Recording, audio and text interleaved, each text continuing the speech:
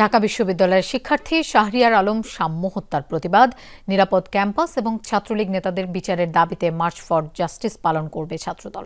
দুপুরে ক্যাম্পাসে অবস্থান কর্মসূচিতে এমন ঘোষণা দেন ছাত্রদল সভাপতি রাকিবুল ইসলাম রাকিব। এছাড়া ভিসির বাসভবনের সামনে বেলা 11টার দিকে অবস্থান নেয় তারা। কর্মসূচিতে যোগ দিয়ে ছাত্রদল সভাপতি বলেন, ঢাবিতে নতুন ভিসি ও প্রশাসন দায়িত্ব গ্রহণের 9 মাসেও শিক্ষার্থীদের নিরাপত্তায় দৃশ্যমান কোনো পদক্ষেপ নেয়নি। আগামীতে আর কোনো শিক্ষার্থীর উপর যেন আঘাত না আসে সেই আহ্বান জানান তিনি। ক্যাম্পাস নিরাপদ করতে প্রশাসনের উদ্যোগে ভরসা রাখার কথাও জানান ছাত্রদল সভাপতি। দাবি, ছাত্রদল কর্মী সাম্যকে নিয়ে একটি গুপ্ত সংগঠনের পক্ষ থেকে প্রোপাগান্ডা ছড়ানো হচ্ছে। এদিকে সাম্য হত্যার ঘটনায় আজ শোক দিবস পালন করছে বিশ্ববিদ্যালয় প্রশাসন। পূর্ণ দিবস স্থগিত সব ক্লাস ও পরীক্ষা।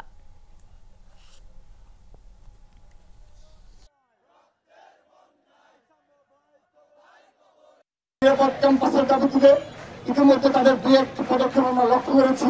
তারা বলেছে দুর্দানকে রমনা পার্কের ন্যায় তারা মনিটরিং আওতায় নিয়ে আসবে, সিসি ক্যামেরা এবং আলোক সজ্জার ব্যবস্থা করবে। আজকের এই কর্মসূচি থেকে, এই অবস্থান কর্মসূচি থেকে আমরা আনুষ্ঠানিকভাবে আগামীতে কখনো যেন একজন শিক্ষার্থী আর এ ধরনের অনাকাঙ্ক্ষিত কোনো ঘটনার শিকার না হয় সে বিষয়ে দৃষ্টান্তমূলক পদক্ষেপ গ্রহণ করার জন্য অনুরোধ জানাচ্ছি। দর্শক, এ বিষয়ে আমরা আরো জানবো। আমাদের সাথে যোগ দিচ্ছেন সহকর্মী মনিরুল ইসলাম। মনির, এই মুহূর্তে ক্যাম্পাসে কি কর্মসূচি চলছে? শ্রীলঙ্কা আবারও রপ্তানিতে শীর্ষে। ধন্যবাদ। আসলে শাহরিয়ার আলম সাম্য হত্যার খুনের পর থেকে ঢাকা বিশ্ববিদ্যালয়ে উত্তপ্ত এবং উত্তেজনা বিরাজ করছিল। বিশ্ববিদ্যালয়ের পক্ষ থেকে আজকে অর্ধ দিবস, সব ধরনের ছুটি ঘোষণা করা হয়েছিল এবং শোক দিবস পালন করার কথা ছিল। তো শোক দিবস পালন হচ্ছে, অর্ধ দিবস কোনো ক্লাস পরীক্ষা হয়নি, দুপুর 1টার পরে ক্লাস পরীক্ষা হওয়ার কথা ছিল। কিন্তু আমরা এখন যেটা দেখছি যে ঘণ্টাখানেক হয়ে গেছে দুপুর 1টার পরে বিশ্ববিদ্যালয়ে আসলে ওইভাবে কোনো ক্লাস পরীক্ষা হচ্ছে না এবং সবশেষ মিনিট 30 আগে সন্ত্রাস বিরোধী শিক্ষার্থীবৃন্দ এরকম একটা ব্যানারে বা এরকম একটা পরিচয়ে তারা ছাত্র ধর্মঘট একটা ডেকেছে, অনানুষ্ঠানিক, এরকম আগে কোনো কর্মসূচি ছিল না।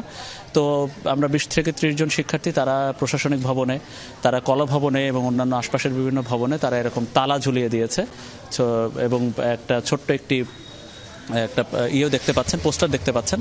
তো এর মাধ্যমে আমরা যতদূর জানতে পারছি যে দুপুর 1টার পরে যে ক্লাস পরীক্ষা হওয়ার কথা ছিল সেটা হচ্ছে না। শিক্ষার্থীরা বিভিন্ন জায়গায় এসছেন, তারা এসে ফেরত যাচ্ছেন।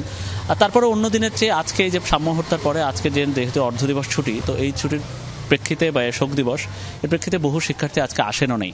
এই জন্য হয়তো অনেক শিক্ষার্থী বা অনেক শিক্ষক তারা আজকে নিজের থেকেই বিভিন্ন বিভাগ থেকে তারা ক্লাস এবং পরীক্ষা তারা আসলে হচ্ছে না, অন্যদিন তারা এটা হয়তো নেবেন।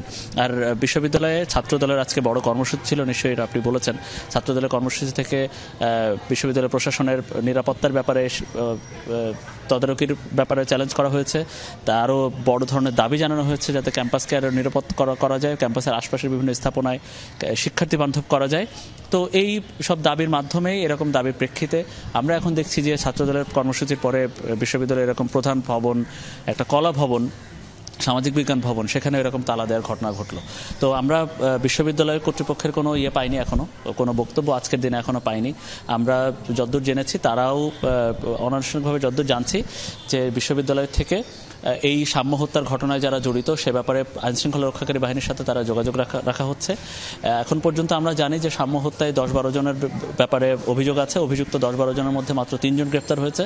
পুলিশের পক্ষ থেকে বলা হচ্ছে যে আরও আসামি গ্রেফতারের জন্য তাদের কার্যক্রম চলছে। লোপা।